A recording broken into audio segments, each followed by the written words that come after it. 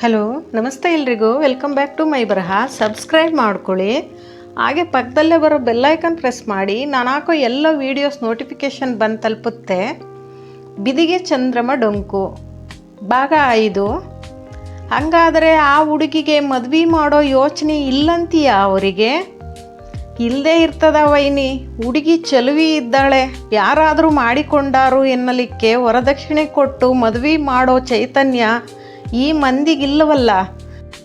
ಅದಕ್ಕೆ ಆಕಿನೇ ನಾ ಮದುವೆ ಒಲ್ಲೆ ಅಂತಾಳೆ.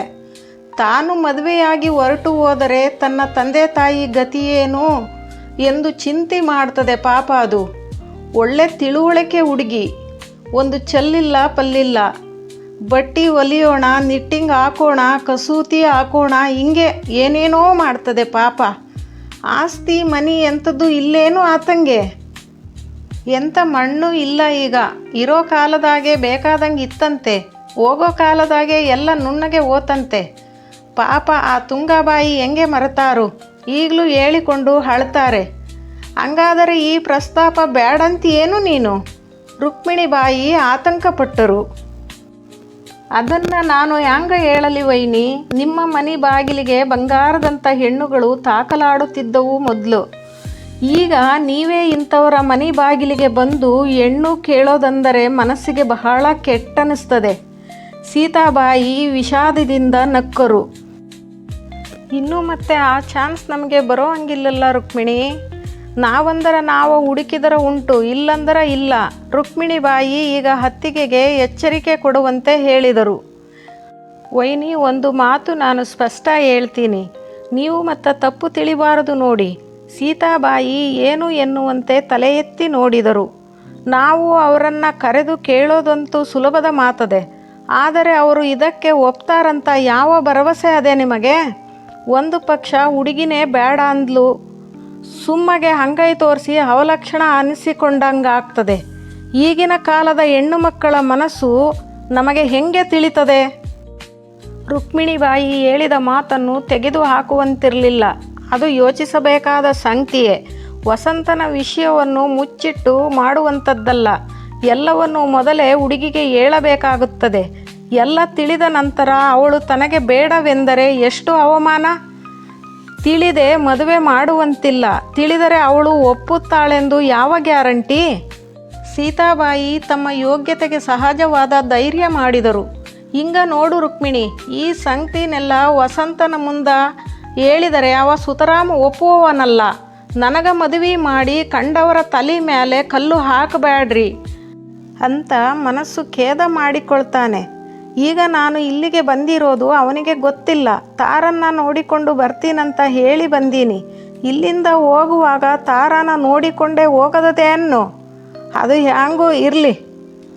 ಮೊದಲು ಹುಡುಗಿನ ಒಂದು ಮಾತು ಕೇಳೋದ್ರಾಗೆ ಏನು ತಪ್ಪದೆ ಅಂತಿ? ಕೇಳೋದು ನಮ್ಮದು, ಒಪ್ಪೋದು ಬಿಡೋದು ಅವರದ್ದು. ಆದರೆ ಎಲ್ಲರಿಗೂ ತಿಳಿತದೆ. ಆಗದಿದ್ದರೆ ಯಾರಿಗೂ ಹೇಳೋದು ಬೇಡ, ಇಷ್ಟೇ ಸೈಯಲ್ವಾ? ರುಕ್ಮಿಣಿ ಬಾಯಿ ತಲೆಯಾಡಿಸಿದರು. ಇದಕ್ಕೆ ಯಾರದೇನೂ ಅಡ್ಡಿ ಇಲ್ಲ ಬಿಡ್ರಿ ವೈನಿ. ಯಾರನ್ನ ಮೊದಲು ಕರೆಸ್ಲಿ ಹೇಳ್ರಿ. ಮೊದಲು ಸುಬ್ಬಣ್ಣಾಚಾರ್ಯರನ್ನ, ತುಂಗಾಬಾಯರನ್ನ ಕೇಳೋದೇ ಚಲೋ ಅನಿಸ್ತದೆ ನನಗೆ. ಅದು ಕರೆ ಅನ್ನು. ಮೊದಲು ಅವರ ಗೋತ್ರ ಸೂತ್ರ ಕೇಳ್ಕೊಂಬೋದೊಂದು ಅದೆಯಲ್ಲ. ಏನಿಲ್ಲ ಅಂದರೂ ಮಾಂಗಲ್ಯ ಭಾಗ್ಯ ಒಂದು ನೆಟ್ಟಗೆ ಬಂದರೆ ಸಾಕು, ಆಮೇಲೆ ಅವರು ಒಪ್ಪೋದು ಬಿಡೋದು. ನಾವಂತೂ ಇದ್ದದ್ದ ನೆಟ್ಟಗೆ ಹೇಳಲಿಕ್ಕೆ ಬೇಕು, ಮುಂದೆ ಅವರ ಇಚ್ಛ.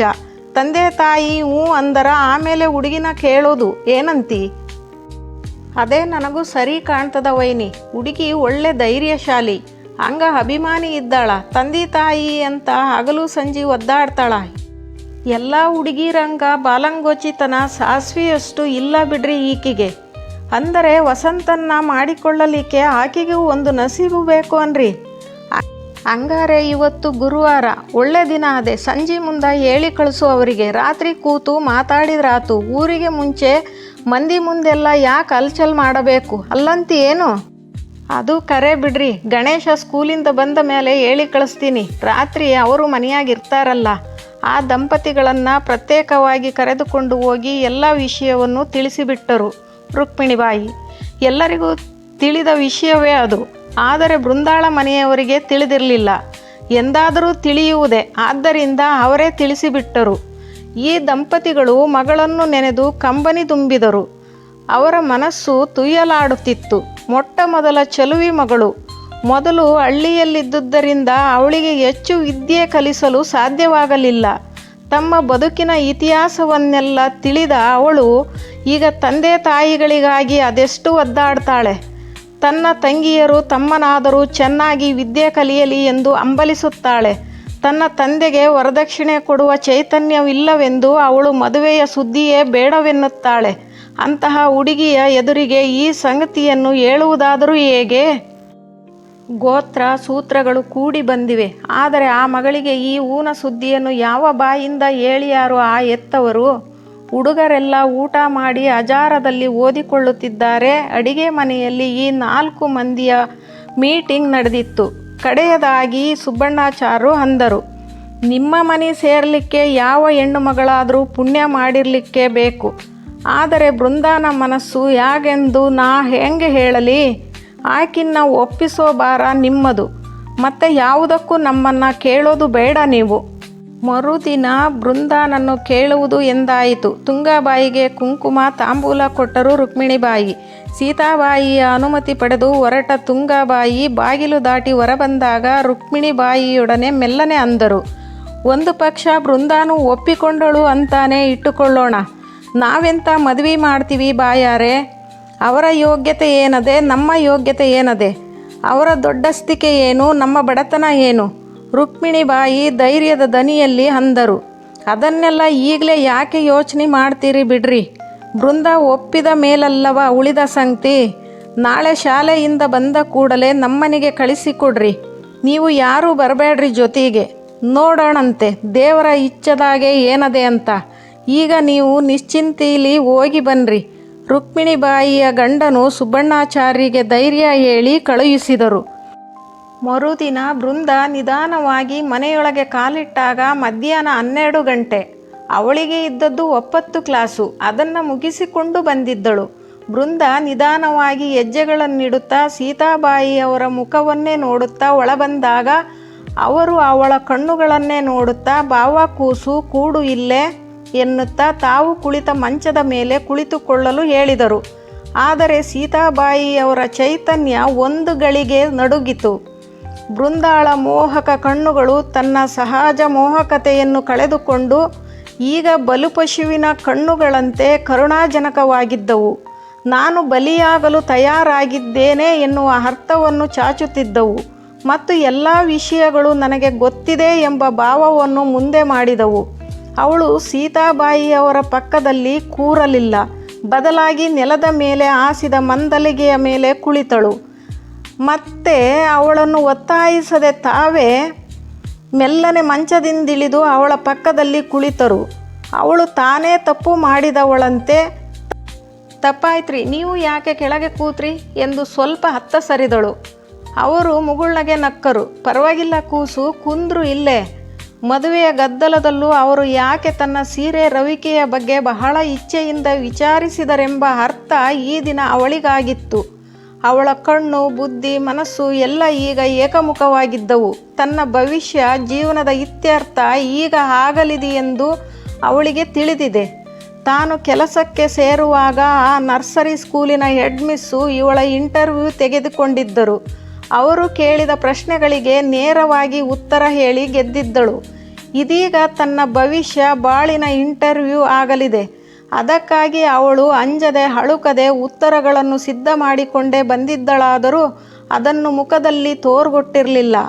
ಅಷ್ಟರಲ್ಲಿ ರುಕ್ಮಿಣಿಬಾಯಿಯೂ ನಗು ನಗುತ್ತಾ ಬಂದು ಕುಳಿತರು. ಏನ ಬೃಂದ, ನೀನು ನಮಗ ಲಘೂನ ಲಡ್ಡು ಹಾಕಿಸುವವಳಿದ್ದಿ. ಅಮ್ಮ ಹೇಳಿದ್ರ ನಿನಗೆ ಇಲ್ಲಿ ಹೋಗು ಅಂತ? ಮುಖದಲ್ಲಿ ಯಾವುದೇ ಭಾವವನ್ನು ತೋರದೆ ಅವಳಂದಳು. ಹೌದ್ರಿ, ನಿನ್ನೆ ರಾತ್ರಿನೇ ಹೇಳಿದಳು ಅಮ್ಮ. ರುಕ್ಮಿಣಿಬಾಯಿ ನಕ್ಕರು. ಏನಂತ ಹೇಳಿದ್ರವ್ವ? ಯಾವ ವಿನೋದದ ಛಾಯೆಯೂ ಬೃಂದಾಳ ಮುಖದಲ್ಲಿ ಹರಿದಾಡಲಿಲ್ಲ. ಗಂಭೀರದ ಉತ್ತರ ಬಂತು. ಏನಿಲ್ಲ, ನೀವು ಬರ ಹೇಳಿದ್ರಂತ. ಮತ್ತೇನು ಹೇಳಲಿಲ್ಲೇನವ್ವ? ಬೃಂದ ತಲೆಬಾಗಿದಳು. ಅವಳ ಮುಖ ಮ್ಲಾನವಾಗಿತ್ತು. ಮತ್ತೆಲ್ಲ ನನಗೆ ಮೊದಲೇ ಗೊತ್ತಿತ್ರಿ. ಇಬ್ಬರಿಗೂ ಆಶ್ಚರ್ಯವಾಯಿತು. ಸೀತಾಬಾಯಿ ಅವಳ ತಗ್ಗಿಸಿದ ಮುಖ ಹಿಡಿದೆತ್ತಿ ಮೃದುವಾಗಿ ಕೇಳಿದರು. ಏನು ಗೊತ್ತಿತ್ತವ್ವ ನಿನಗೆ? ವಾಕ್ಯಗಳು ತಡೆದು ಬಂದವು.